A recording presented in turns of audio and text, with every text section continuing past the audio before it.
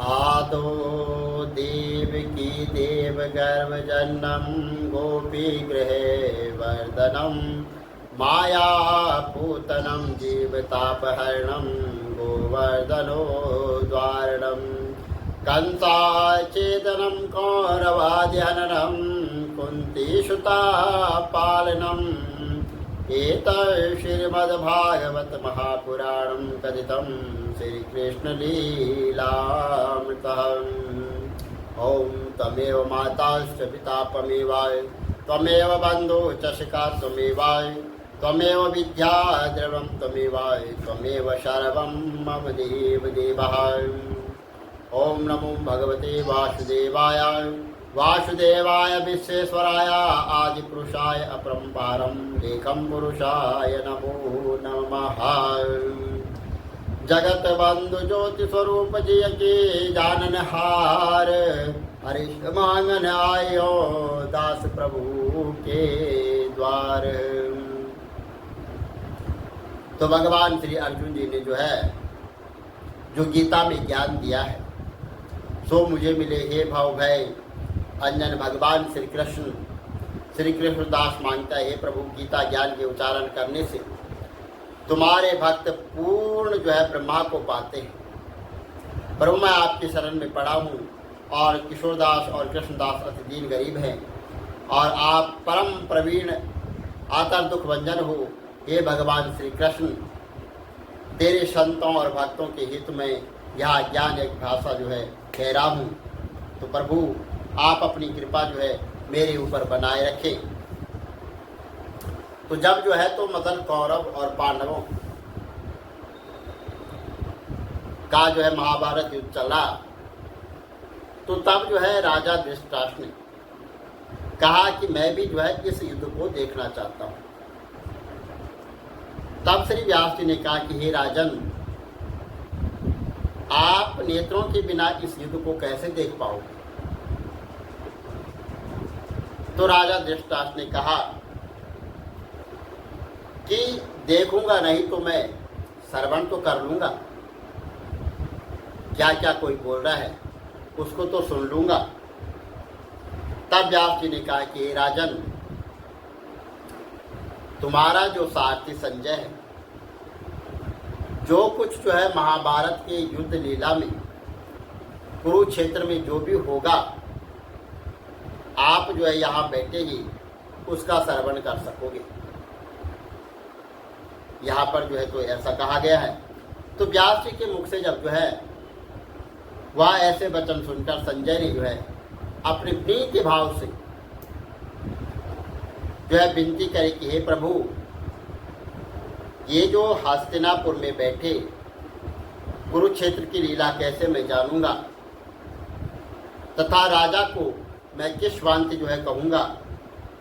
तब व्यास जी ने संजय को यह वचन कहा कि हे संजय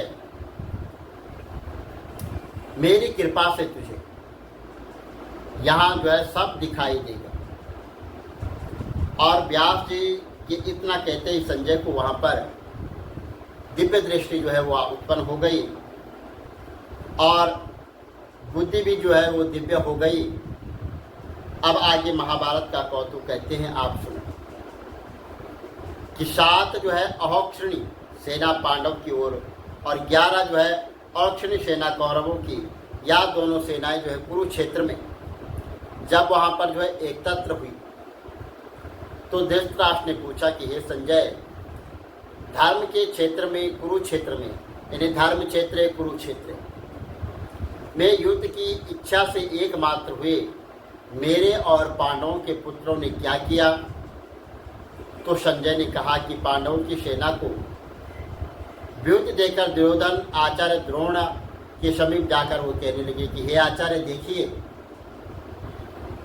आपके शिष्य तो बुद्धिमान द्रुपद पुत्र ने पांडवों की बड़ी सेना को कैसी व्यूह रचना की है और इस सेना में अर्जुन हो गए, भीम जैसे बड़े बड़े धनुर्धारी और वीर से विराट महारथ द्रुपद और दृष्टकेतु और चिक्केतन बलवान काशीराज और पुरजित कुंती भोज नरों के सर्वश्रेष्ठ सैव्या पराक्रमी और युद्धमनु, बलवान, अजोतम अभिमान और द्रौपदी के पुत्र सबके सब महारथी हैं।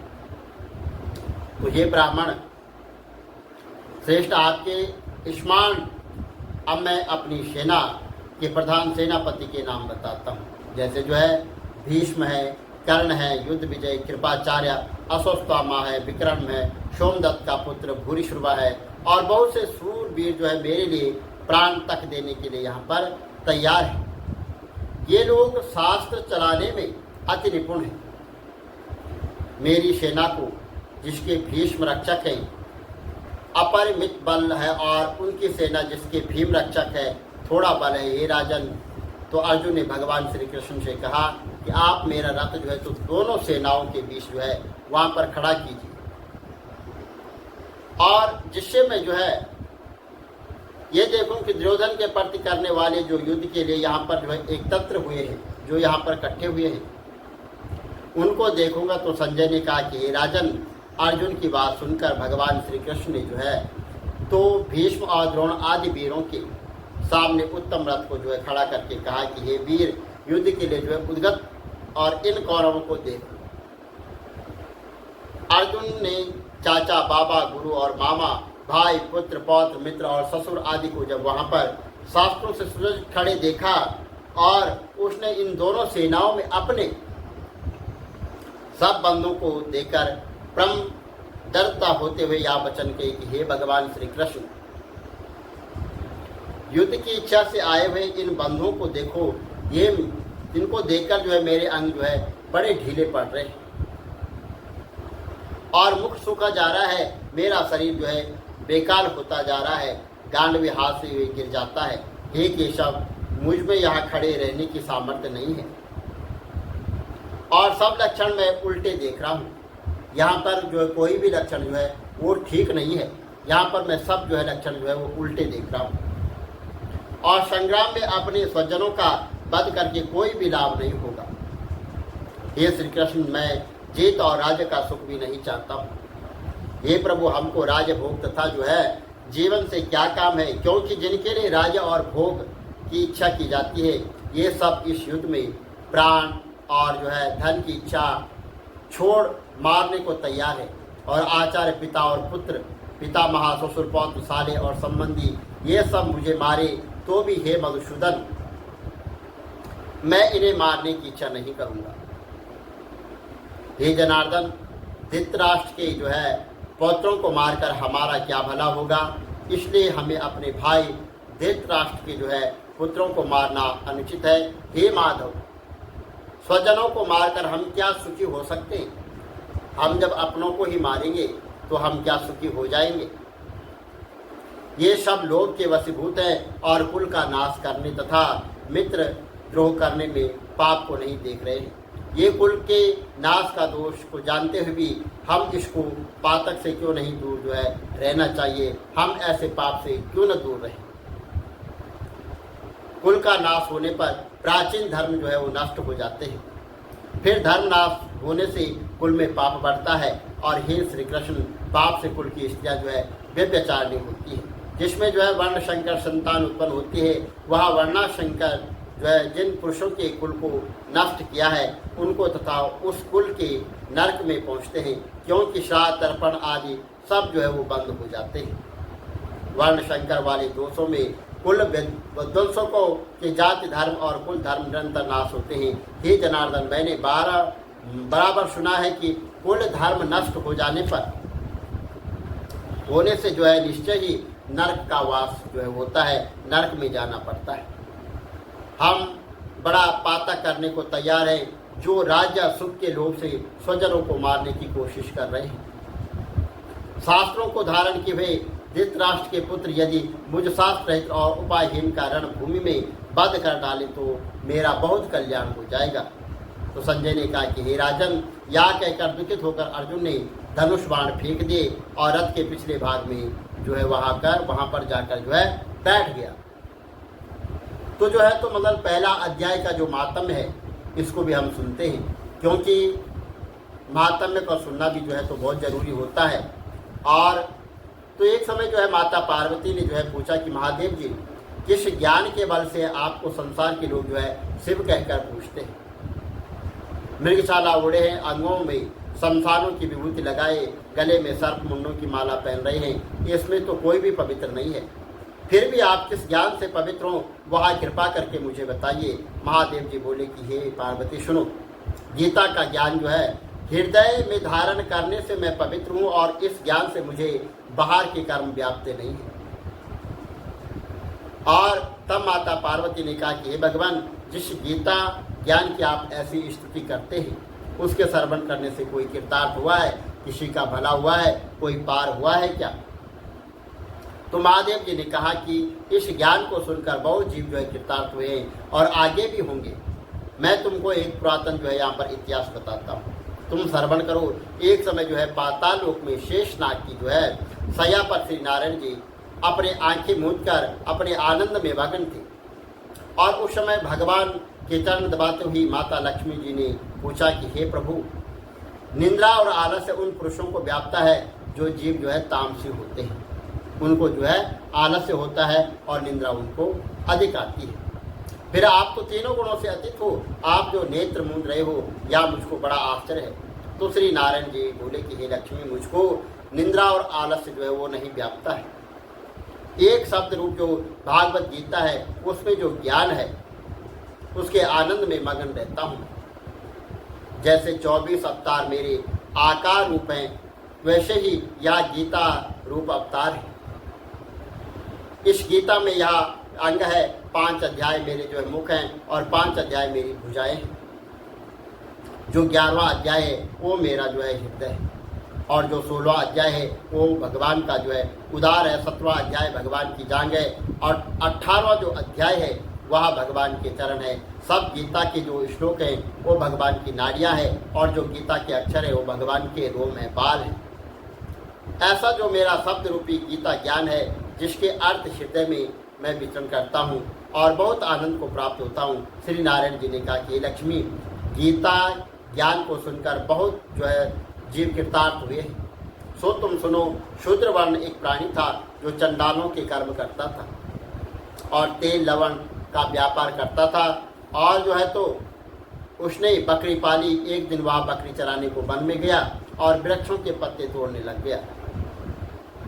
वहाँ जो है उसको जो है सर्प ने जो है सांप ने जो है डस लिया, जिससे जो है तत्काल उसके प्राण निकल गए। मरकर उसने बहुत नरक भोगे, फिर बैल का जन्म पाया और भिक्षुक ने जो है उसको मोल लिया। वह भिक्षुक उस पर जो है चढ़कर सारा दिन जो है भिक्षा मांगता था और कुछ जो है भिक्षा मांग कर लाता था, कुटुंब के साथ मिलकर खाता था। वह बैल सारी रात जो है द्वार पर बंधा रहे और खाने पीने की भी कोई खबर उसकी नहीं लेता था। कुछ जो है थोड़ा सा जो है सूखा भूसा जो है उसके आगे डाल देते। जब दिन चढ़ जाता तो बैल पर चढ़कर जो है वो भिक्षा के लिए जो है चलता था।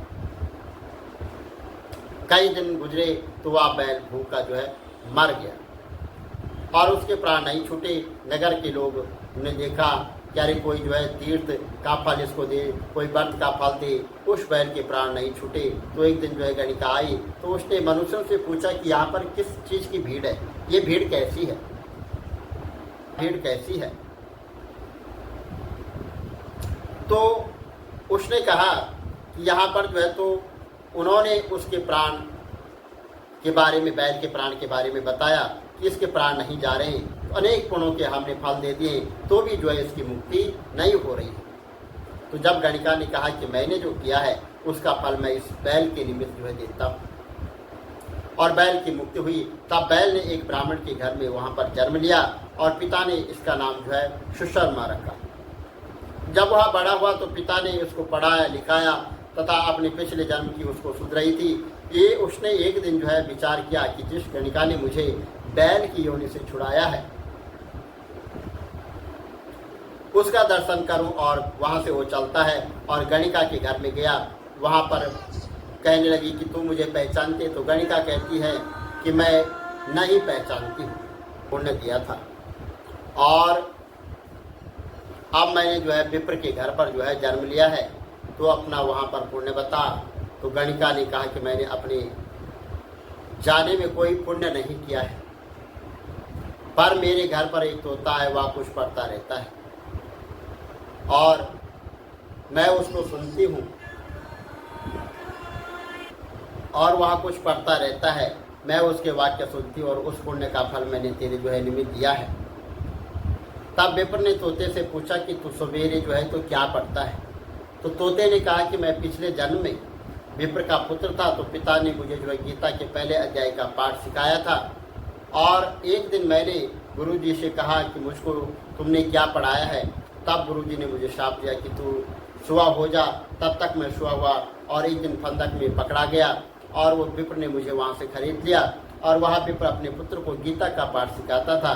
तब मैंने भी वह पाठ सीख लिया और एक दिन जो है विप्र के घर में चोर घुस पड़े, उनका धन जो है उनको प्राप्त नहीं हुआ, तो पिंजरा उठाकर वहाँ से वो ले गए।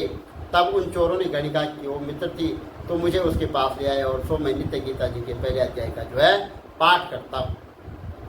या वही गणिका सुनती है, इस गणिका की समझ में नहीं आता, मैं जो गीता पढ़ता हूँ वही पुण्य के निमित्त मैंने तुझे दिया था कि सो लक्ष्मी गणिका ने भी भले काम ग्रहण किए, वहाँ नित्य प्रति जो है स्नान और गीता के पहले अध्याय के पाठ करें, उससे जो उसकी मुक्ति हो जाएगी।